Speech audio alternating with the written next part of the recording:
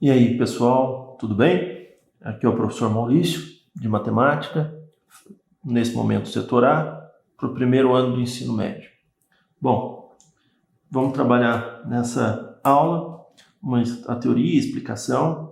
Vamos relembrar, na verdade, um tópico que já foi amplamente discutido nos anteriores, que é a discussão de resolução de equações, tá?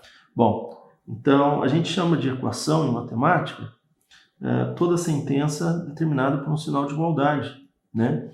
E o nosso objetivo dentro de uma determinada equação é encontrar a sua solução. Então, a gente vai relembrar algumas técnicas que permitem a fácil manipulação dessas equações, de tal modo que a gente consiga resolver uma determinada equação. Por comodismo, né, por prática, a gente utiliza muito mais a incógnita x para trabalhar com equações, tá? Então, a gente poderia utilizar outras incógnitas, mas normalmente a incógnita, na maioria das vezes, a gente utiliza para as equações é a incógnita x. Então, temos vários exemplos de equações. A gente pode pensar um exemplo bem tranquilinho e depois a gente evolui a nossa discussão. Então, por exemplo, eu tenho um determinado número que eu vou multiplicar por 2, eu vou somar um 5 e eu encontro um determinado resultado qualquer. Então, se eu coloco aqui, por exemplo, 19, o que aconteceu? Eu preciso determinar esse valor de x. Então, eu multipliquei ele por 2. Quando eu coloco um número com a incógnita, a relação entre elas é de multiplicação. Somei com 5 e o resultado que eu obtive é 19. Então, uma técnica para a gente poder determinar o valor dessas incógnitas é sempre fazer a operação inversa em relação à nossa incógnita, que é o nosso objeto de atenção. Então, se eu estou somando, eu vou passar para o segundo membro fazendo a subtração. Então, a gente tem que 2x é igual a 19 menos 5. Ou seja, nós estamos desfazendo as operações. 19 menos 5, 14. Então, eu vou ter que 2x é igual a 14. Operação inversa em relação à multiplicação, a divisão. Então, a gente pode falar que está multiplicando x, passa dividindo, e eu chego no valor da solução de x. Para esse exemplo foi usado um número inteiro, mas deve lembrar que o resultado pode ser algum número real qualquer.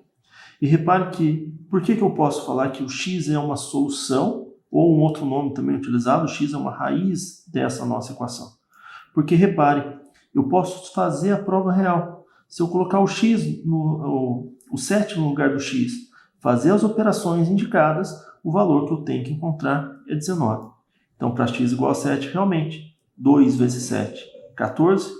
14 mais 5 igual a 19. Então, a gente resolve essa determinada equação. Bom, algumas ideias associadas à resolução dessas equações. Eu poderia ter outros exemplos, né? Eu poderia ter uma situação, um número dividido por 5 igual a 7. Então, raciocínio análogo discutido anterior, relembrado anteriormente, o que está dividindo, eu passo multiplicando. Então, eu vou ter que x é igual a 7 vezes 5, e eu chego no valor de 35. Repare que realmente 35 dividido por 5 igual a 7.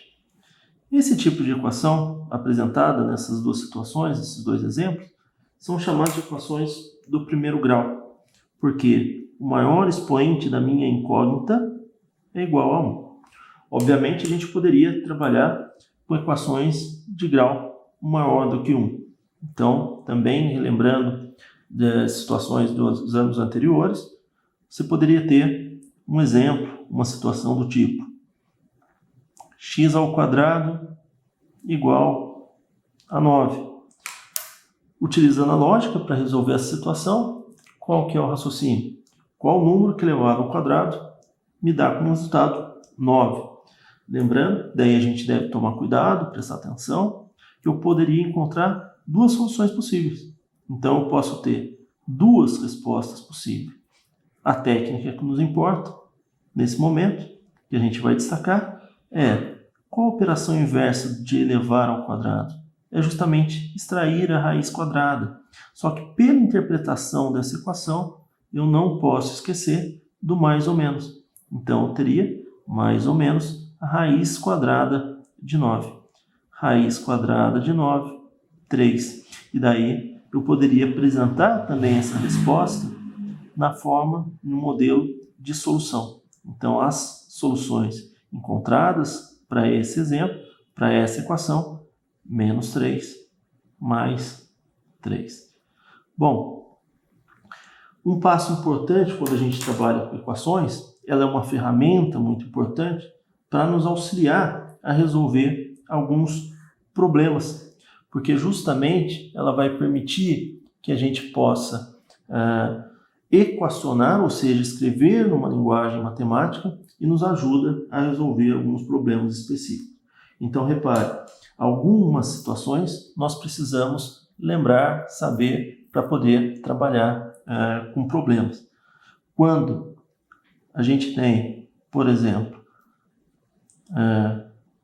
a metade de um número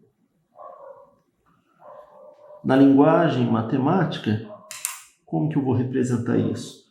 Um número desconhecido, que eu não sei quanto vale, que é o que eu quero calcular. Então, esse número desconhecido, normalmente a gente chama por x. Lembrando que poderia ser x, y, z, de acordo com a escolha. Então, a metade significa dividir por 2. Então, a metade de um número seria, em escrita matemática, no matematiquês, x dividido por 2. Da mesma forma, poderia ter o dobro de um número.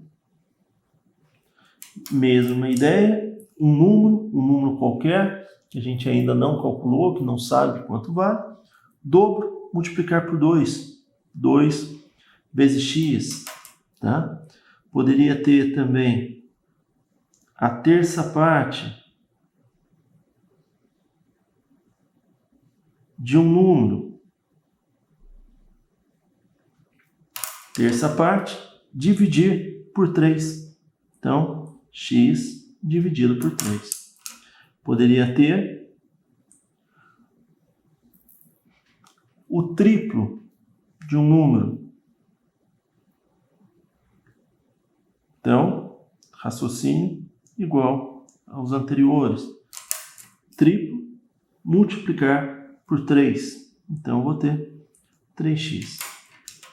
Da mesma forma, poderíamos ter o quadrado